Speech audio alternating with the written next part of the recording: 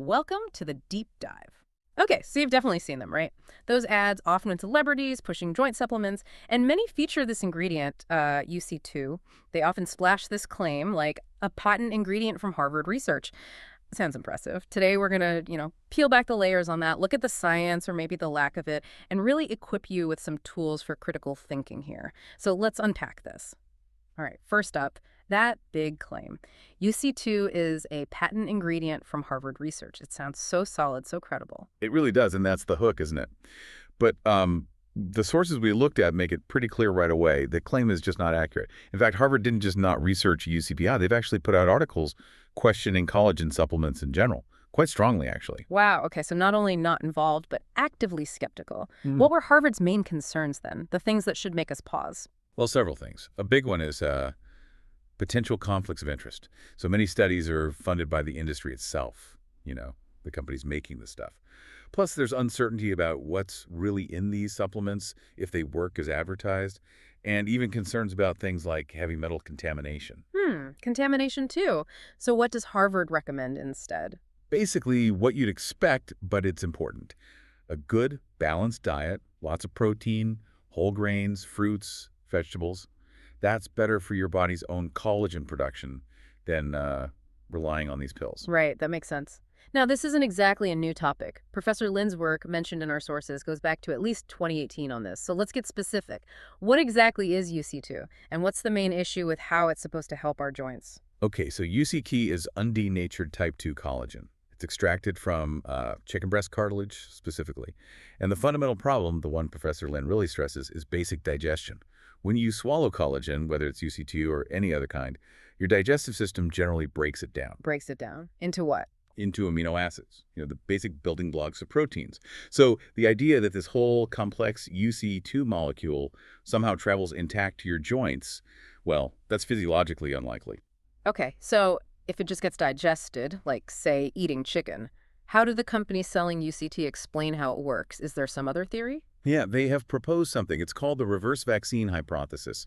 It's a bit complex, but the idea, roughly, is that tiny amounts might survive digestion and sort of train your immune system, train it to tolerate your body's own joint collagen rather than attacking it, which can happen in some conditions. But, and this is crucial, it's just a hypothesis. It's not proven fact. A hypothesis, okay. Yeah.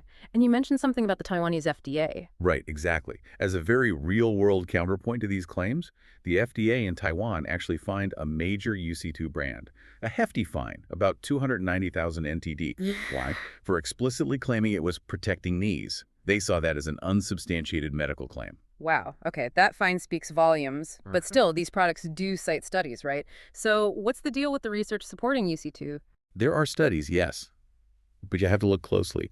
The initial batch, maybe around 12 clinical trials that seem supportive. Well, it turns out they mostly came from the same research group or were directly funded by the manufacturer.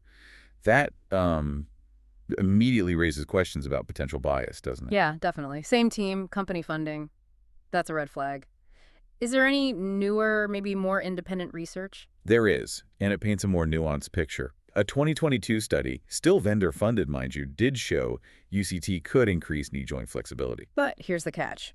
It was in healthy individuals, not necessarily people with joint problems. Okay, healthy people, vendor-funded. Yeah. What about independent studies on people with actual joint issues? That's where it gets really interesting. A 2023 study, this one independently funded, compared UC2 to just doing exercise therapy. It found they had pretty similar effects on knee function.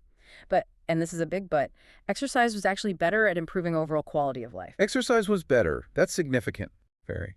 And then there was a 2021 white paper from international orthopedic experts. Their conclusion: the evidence for UCT defense is generally low quality, fine and okay. They also said it has limited clinical significance and that there are still many knowledge gaps about how it supposedly works, or even if it does consistently. So putting it all together, we have these big, confident marketing claims, often mentioning Harvard celebrity faces. And then we have the actual scientific picture, which seems, well, much less clear. Lots of questions, funding issues, and independent research suggesting maybe exercise is a better bet anyway. That's a good summary. Despite all the advertising noise, the robust, independent evidence for UCT providing widespread, significant joint benefits, it's still pretty limited.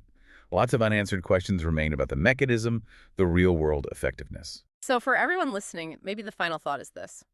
In this world just saturated with health claims, especially supplements, how do you evaluate them? Don't just look at the claim or the famous face. Ask, who's funding this? What does the independent research say? Is there a simpler, proven alternative like diet or exercise? Really dig into the source of the information, something to think about.